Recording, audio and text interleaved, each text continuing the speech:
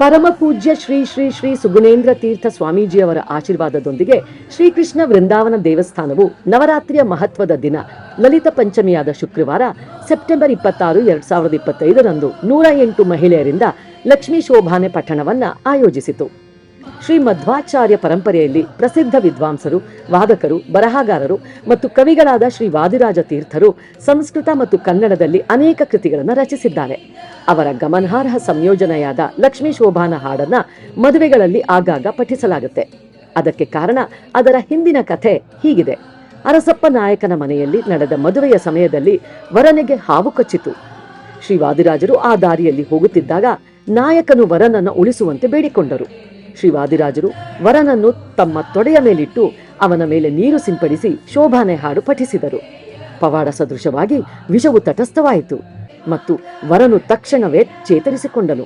ಈ ಘಟನೆಯು ಶ್ರೀ ವಾದಿರಾಜ ತೀರ್ಥರ ರಚನೆಯ ಗಮನಾರ್ಹ ಶಕ್ತಿಯನ್ನು ಮತ್ತು ಹೆಚ್ಚು ಮುಖ್ಯವಾಗಿ ಭಗವಾನ್ ಶ್ರೀಮನ್ ನಾರಾಯಣ ಮತ್ತು ಶ್ರೀ ಲಕ್ಷ್ಮಿಯ ಆಶೀರ್ವಾದಗಳನ್ನು ಎತ್ತಿ ತೋರಿಸುತ್ತೆ.